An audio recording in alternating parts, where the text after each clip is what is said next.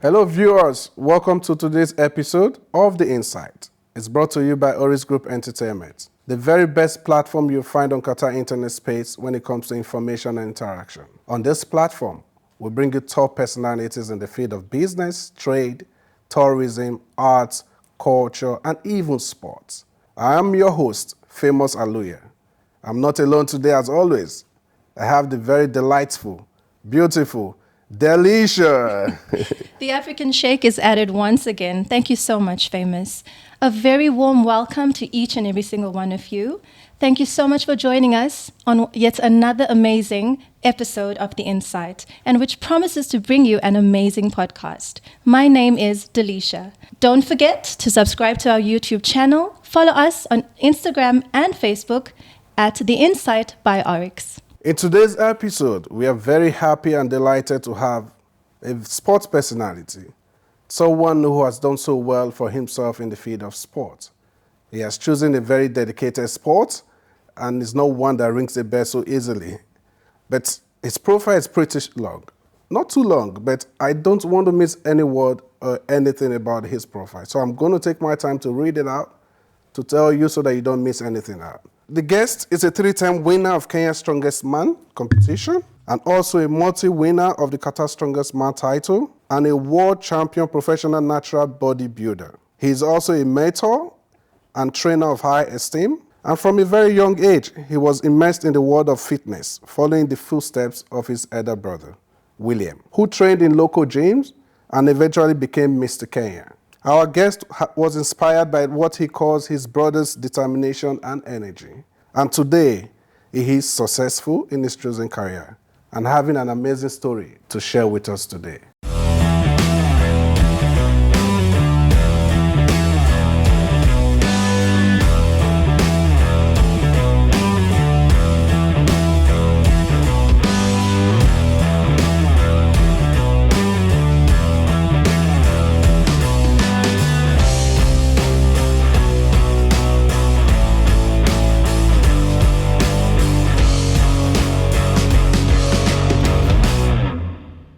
As I welcome to our studio, Mr. Cristopher Oketch. Welcome. Thank you so much for that good introduction. I hope I tried. Yeah, it's the best. It's one of the best introductions so far. So first off, I want to thank you guys for giving me this platform, and I'm grateful. It's our pleasure. So it's our pleasure. It's and also thank you for accepting to join us today. It's so good to have you in our studios. Yeah, it's my pleasure being here. Okay, Delisha, I think we should go through this. Yes. Yeah, let's do this. So I'm going to start this podcast with a question from me. Yeah. Okay, your type of sport, it's no one that rings a bell. Yeah. It's no one that anybody just chooses to go into. So, Yes. if I may ask, what was the motivation? How did you come about this sport? At what point did you make the decision to become? Yeah. First off, I've been a very active person. Okay. I think all my life, because I started playing everything when I was in primary school at the age of, let's say, 9. So just playing everything from running, football, basketball, anything you can think of that is sport I used to play. So the kind of sport I'm into right now, as you said, doesn't ring a bell. Maybe if just for the fitness and health enthusiasts, they might know what bodybuilding or powerlifting and strongman is. So fortunately enough, I've been very successful in whatever I chose to do. As you said, I'm 8 times Qatar Strongest Man, 3 times Kenya Strongest, and world natural bodybuilder. Wow, so all this combined is discipline sport. Wow. No, let me take you back. Do you mean you're 8 times? Yeah, 8 times back to 8? back. Yeah, Back to back. back to back. Back to back. From 2014 To date. to date. This is amazing. You know, we were trying to do a bit of research, but Yeah. I didn't get up to 8 times. So It's been, you lost count somewhere. I actually lost count. I was like, I was blown away knowing that you've won it. I found 3 times, and I was blown away. I was like, how is it possible that this man has maintained this title for 3 consecutive times? And now he's blown your mind with 8 times, not even just 3. Blowing my mind is an understatement here. Trust me. Yeah. Well Yeah, done. it's Well done. This is just, amazing. we just take determination and just being consistent and trying to better yourself each and every time. I mean, it's like you guys. After this episode, I think you'll not better yourself. Absolutely. Yeah. So absolutely. similar with what I do is every year I want to be like better than the year before, and yeah. That's something to take home actually. Yeah. Not resting on your laurels, because some people Sure, just yeah. win a title and they carried away with the euphoria, Yeah. with the buzz. I'm the champion. You do it 1 Yeah. year, 2 years, and you start fading away. Yeah. Yeah. That consistency, it's Yeah, for sure. Yeah. Yes. well done. Yeah. Well done. Thank it's you. a good one. Dadisha, you have something else to ask? Yes, absolutely. We Yeah. are so excited to hear everything you have to say. Yeah. So, Christopher, briefly tell us about yourself and how did you end up in Qatar and how long have you been here? It's I tell people about myself. It's like I'm an easygoing person, Okay. dedicated family man, and also I'm very invested in my sport and what I do, and trying to grow the sport and things like that. So to summarize the question is, I'm just hanging in there. One day at a time. One day at a time, That's yeah. what it takes, one day at a Awesome. time. But how long have you been in Qatar? I came to Qatar in the year late 2012. 2012. Yeah, so since then I've been in Qatar. And then what brought you here to Qatar? Well, I came for work. A friend of mine used to work in hotel. So it was like, oh, there's opportunity here. And by then I was working 2 jobs in Kenya and trying to juggle 2 jobs and trying also to do competitions. I said, yeah, if I can come to Qatar, focus on my work and training for my competition. This is a way to be on the top level of what I want to do. Yeah, so from 2012, I came here, worked on my craft, and the rest is history. We can see the history. We can actually see the history. With the laurels you have on your shelves now, we can actually see the history. Yeah, I like to think of myself like wherever I am now is just stepping stone. There's more to achieve. Absolutely. Yeah, for sure. Absolutely. So that brings me to a question, or is it a question or an affirmation? Yeah. Because you left Kenya to come to Qatar to work. Yeah, to work. Yeah. Yeah. I didn't think you had it in mind then that you're going to be a champion. Well, in that time, I was doing some local competitions. Still wasn't. I wasn't a professional competition. Yeah. Just compete at novice level. Okay. But then that was the year 2012. Then my first well-run competition, I'd say professional run competition was, I'd say second was Qatar Strongest Man. Okay. Yeah. In 2014, that's when I competed professionally here in Qatar. Yeah, Qatar. Yeah. And what position what position did you take from that? First, yeah, from because I'd done bodybuilding in Kenya in 2014. That was Musclemania Africa. Okay. Yeah, it was still well-run competition, and I was third. Yeah, not very good. Then I came here, tried my first strongman competition, and won it. Oh, good. Yeah. That's awesome. No, that's a great one, really. Yeah. One thing I want to also affirm is the fact that Qatar seems to be like a land of opportunities. Yeah, for sure. Okay, you left your country with the idea of coming to work. Yeah. and here you are becoming the champion for 8 consecutive times. Yeah. So the idea was to come here, work as I work on my craft. Yeah. But then again, I saw many opportunities, better the craft. Yeah. Yes. It's a good one. It's a good one. I want to ask, like I said before, this is not a regular sport. Yeah, it's not. It's not what a child grows up and say, I want to be, even at childhood. You know, as a child, you want to say, I want to be a doctor, I want to be a footballer. Yeah. Now the trend is football. Everyone wants to be a footballer. Footballer, basketballer. Basketballer because of the money that is flying around. You know? Yeah, for It's sure. not what people want to just do at childhood. Yeah. The childhood. Now, I want to ask, are there ways you've thought of, or are there initiatives or outreaches that you've done to try to promote the sport and also encourage children and other younger generation to go in this line? If you have, what are these initiatives? Yeah, for sure.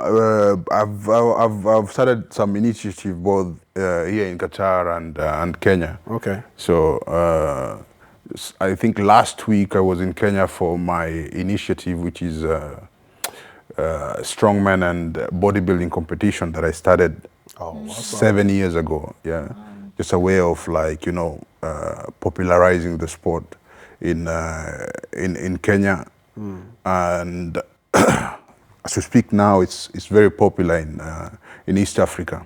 Awesome. And we're boasting of getting 2 pro cards in bodybuilding at the World Championships in Romania. Yeah, one in physique, and one in female bikini. Yeah, so it's quite popular in Kenya, and here we have started a Strongman gym. Okay. Yeah, it's in Al Sadd, opposite Is that what you're wearing? Yeah, I'm wearing. Yeah, okay. yeah. So it's Strongman gym and martial arts. This is your initiative? Yes. This Strongman and martial arts studio we started, and we're helping people lose weight and popularizing the strongman as a sport and martial arts. Yeah. Okay, so you mean since you have one in Doha, you mean if I want to increase this, if I want to come close, not you, not you, but if I want to increase your strength, if you want to increase your strength, okay, and better your fitness level, you just have to come to us. Strongman gym. Yeah, for sure. Assad. Yeah, we'll take care of you. You want to do that? I'm in. I need to focus on my health. It's very important.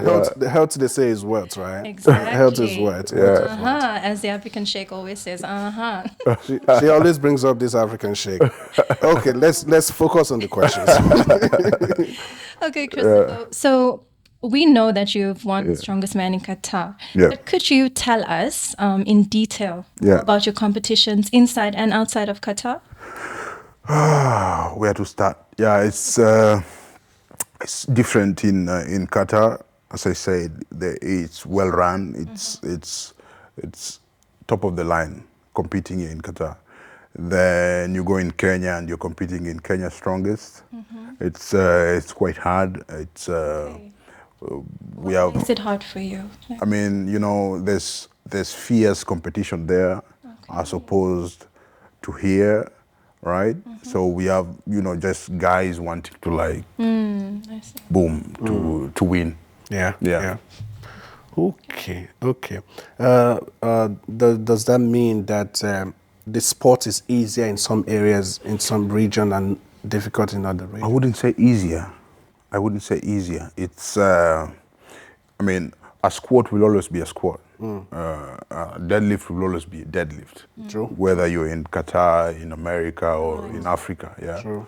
But if you look at even the population in Kenya, see how many, we have 50 million people, 50 million people. And if you see in Kenya, you'd get, for Kenya Strongest, you get like maybe 60 people wanting to like, compete and win it.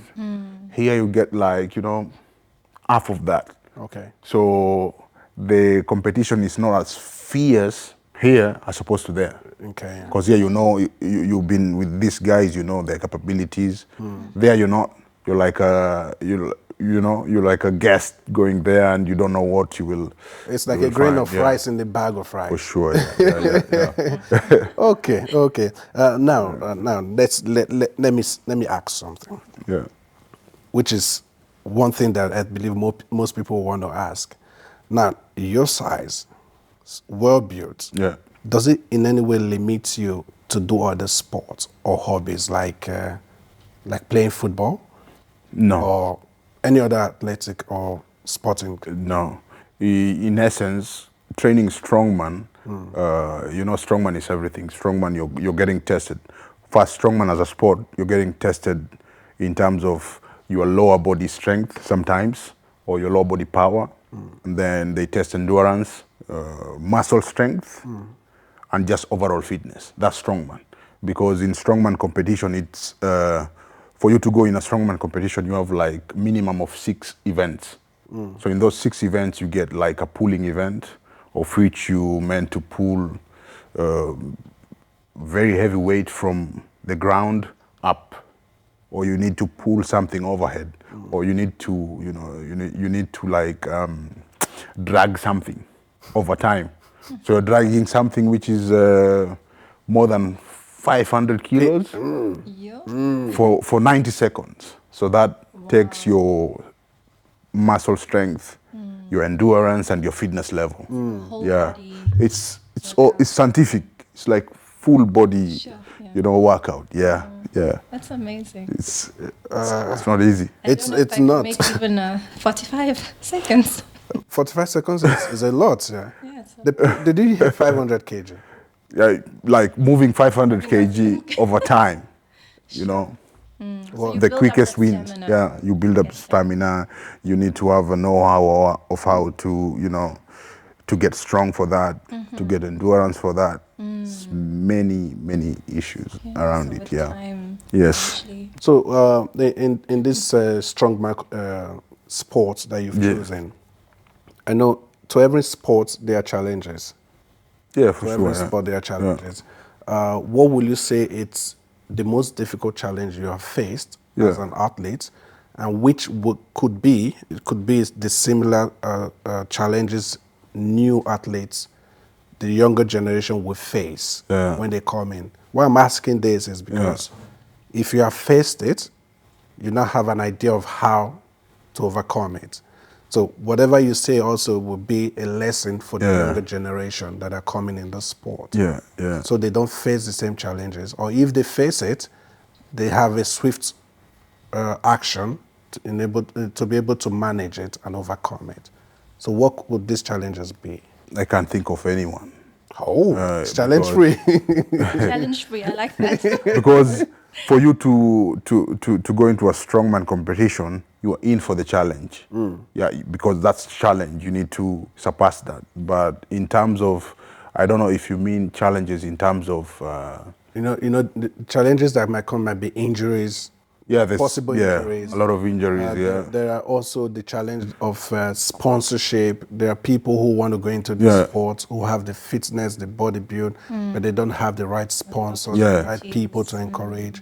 Some of these are challenges there. Yeah, for sure. Like challenge number 1, I'd say it's expensive Okay. to prepare for a strongman competition, because there's a lot of things you need to have.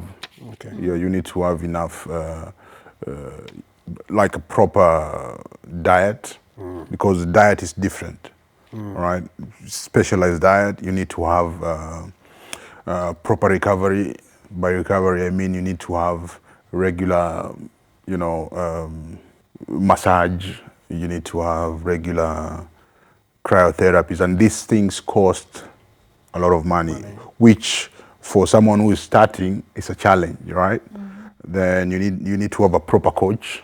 Yeah, of course you need to pay the coach to train you so that you can be competitive enough to win a competition. And then you need to have correct people to like scout where you can go and compete. Compete. Okay. Yeah, because there's competitions in America, but as you said, the sport is not well known. Yeah. Yeah, So if you don't know where to go and who to speak to, then it becomes a challenge. Yeah. So in the case of the financial challenge, because I think that's one of the challenges people face in Africa. Yeah, for sure. Yeah. Yeah. So over time that you've been in this sport, is there an existing platform or solution to support people, like a funding? Yeah. You understand, to support people of having this type of interest? Okay, if there is an institution or a platform available that people can easily go to. Yeah. To source for these funds? Like right now, whatever we have in Kenya, we have namely maybe two. So far two.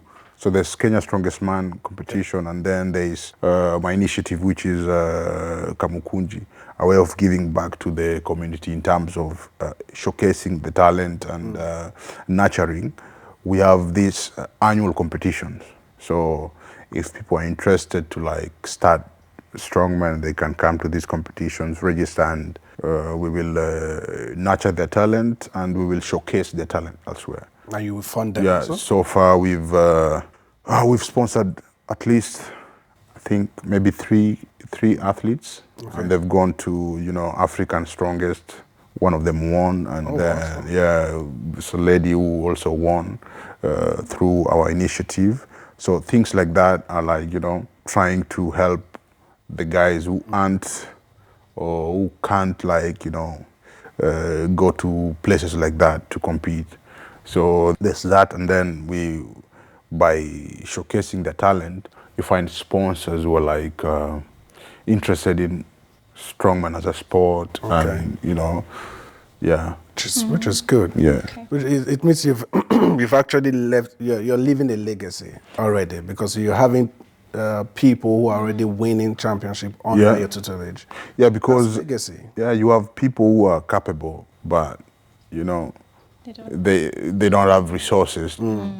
For instance, to go to South Africa to compete at the African Championships, or go to Arnold competition in America or elsewhere. So if you sponsor them for that, once they win, it's also a way of growing the sport in the country. In the country. Yes. That's awesome. Yeah. That's awesome. Yeah. Yeah.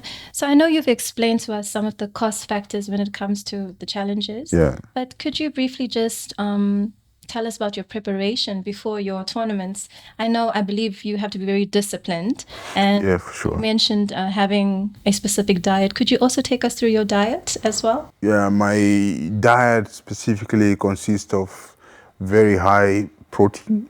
Yeah, my protein sources are like from eggs, chicken, and beef. Then my carbohydrate sources come from white rice, wholemeal breads, and potatoes.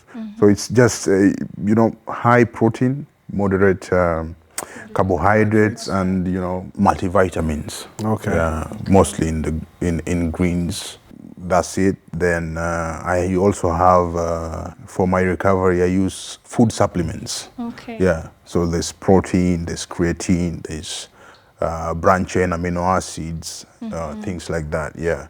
Then for my training, I train at Strongman Gym. My physio or my massage, I do them privately. Yeah, before my competition. Yes. Prepare you, I see. Yeah. But I like to stay ready. So like now, I'm getting ready for the next competition, which you never know when. Oh, you never know. Yeah. Oh, that's very good. You never know when, but yes. yeah, to be fair, you know them in like before 3 months, so that gives you enough time to like fine tune your preparation. Yeah. And it just talks so highly about your passion. You know, it's like really close to your heart, since you. Yeah, it's lifestyle. Way Yeah. before, it's lifestyle, exactly.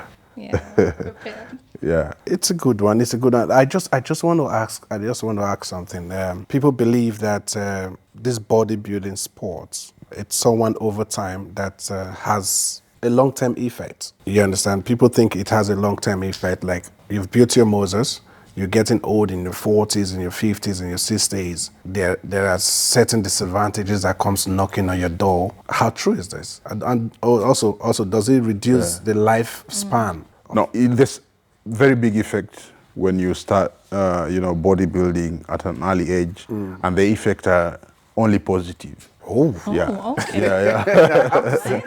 So So properly for this. yeah. So if you started bodybuilding when you're like 20, Okay. once you're 60 years old, you'll be able to sit down well, stand up well, walk without no problems, and even run. But if you're not because bodybuilding is strengthening your muscles Okay. and joints. So if you're doing that when you're 20, you can even be 80 years old and still do the same thing. Same thing. Not with the same intensity, but you Yeah, can still do definitely. things. Yeah. Definitely. But you got to be consistent, right? Yeah, consistency is a must. Yeah, it's very important. So what it means is you cannot just decide to do a body build for up to like when you're in your 30s, and after that you pull back and go to normal life. Normal life is waking up in the morning and going to work. Yes, and not going to And coming home. not going to carry these irons, not having that daily commitment to carry irons, to Yeah. strengthen your muscles and all that. You just wake up, eat your breakfast, and off to the office and like that. Yeah, so that's what we perceive as normal life. But if you look at the history before, before the cars, Okay. before the office jobs, people used to walk. Yes. Like at least 3-4 hours, Yeah. But now we're not walking. We're not. We're not walking. It's from AC, from your home, straight home, to the car, straight to the car car. to the office, Yeah. office back Yeah. to the car. Yeah. People don't even go to park their car where it's supposed to park. They just park it at the door. Just at the point, I don't want to waste 5 more fruits. Yeah, people don't want to walk. So that's, over time you get diseases, you become obese. Okay. You can't, your lower back becomes damaged because you're not strengthening your back. And to do that, you need to do bodybuilding or train strongman, which is, by saying training strongman, is full body movement, like functional movement. Okay. Yeah, when you're 60, if you can't bend down well, it means one thing: you're not strong. Your lower back is not strong enough to do that. Yeah, by doing that, you need to train. For instance, deadlift. You need to bend. You need to squat. There's a lot of things you do in life that entails squatting, bending, Okay. and just normal life overhead movements. So if you're not doing weight training, over time, when you're like older, you can't function normally. Yeah. So the advice you're giving us, which starts from us, Delisha. It starts from us. The advice is, If you start now, we need to go start it. yeah. Whatever you do now will, ready. yeah. I don't know if I'm ready. Because It's not easy. It's not easy. It's not easy, but it's how you start. Because people look at YouTube or wherever in the internet and you see someone lifting heavy weight and you're like, oh, I can't do that. But you can't just wake up one day and go and lift 100 kilos. No, it you starts start with even imitating the lift. You start with doing air squats or assisted squats. Yeah. Wow. So it's like children. When they're born, they don't talk. Yeah, true. But after 5 years, they can even write. So that's the same thing with the weight training. It's a gradual process. It's a gradual process. Yeah. But let me ask a question out of the box. Yeah. Do people get scared of you? I don't get scared. Because the thing is, let's assume you just open the door, and the next thing you see a very huge person in front of you. Like, you have to quickly make a step back. Yeah. Well, that's why I have to ask that. Depends. It depends. If you wanna be scary, you can be. You can just stay in the lift and just be scary, and people will get scared. Yeah, such a welcoming smile. There's one. Yeah, if that happens, it's fine. You can be scary if you want, I guess. Yeah. But please, I hope you don't scare people. Because there are sometimes a child who was walking with the mother or the dad, and they'll just run quickly behind the mom or dad to take cover. Really, it's a good thing. It's been awesome talking to you. Really, I believe our viewers have learned a lot from the little you've said. But I think before we round up, because we don't want to keep you too long. Yeah. Before we round up, I think we have two questions I want to ask. Yeah. Qatar, as a country, which is home to us now, has actually done so much in terms of improving the tourism score of the country. Just before the World Cup, after the World Cup, they've been consistent in what they want to achieve in the tourism space. Yeah. And they've invested so much also in the tourism for Qatar, making the environment so enabling for people to come in. Yeah. So you are here. You're a testament of Qatar's beauty, a testament of Qatar's ideological reasoning of letting people live together in harmony and peaceful. And the policies are right also for that. Yeah. So what would you say to Africans back home who have not come to Qatar yet, who are maybe interested or not? Yeah. How will you tell them to visit Qatar? What will you have to tell them it's interesting about Qatar? Because at the end of the day, we want people to come in here. Yeah. We want them to come experience the beauty we're experiencing. Yes. Have a good mindset about it. Yeah. What will you have to say to Africans? Yeah. Where can I even start, man? There's a lot. There's a lot to see in Qatar. Qatar is one of the safest, countries in the world. Like I experienced that from World Cup, from me watching a game with my then 5-year-old son. No stampede as you can see other World Cup. You see stampede and guys drunk and everything, but this was smooth, very safe, well organized. Like the moral fabric is top of the line. Then for tourism purposes, there's a lot to see in Qatar. Where else in the world you'll go and just free beach? Yeah. And then to top that up, you see sand dunes. So you're you can dune bash and come and swim, in the sea line, true. And it's free. So it's free, yeah.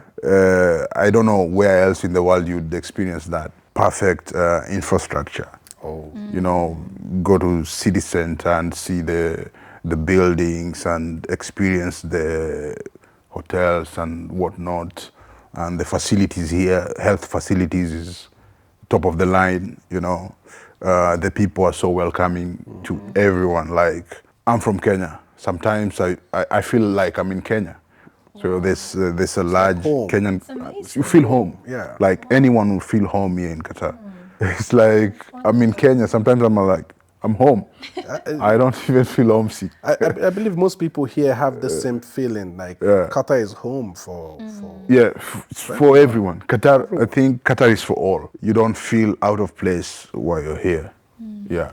Thank you very much. Delisha, it's so interesting talking to Chris. I can keep asking and asking and asking. Do you have something else to say to Chris? When you mentioned that it's home for you, like on the side of businesses and all of that, do you think, how has your experience been here? Because you've been here for a while. So when it comes to business, is it easy for those interested in business to have something here? It sums up the question. I've been here from 2012.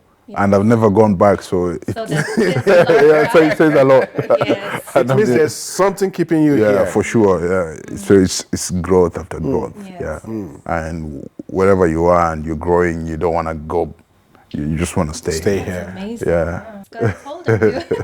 For sure. It's trust me, it's been so interesting talking to you, Chris. Thank you so much for. Yeah, man. Thank you for inviting me. I'm sure.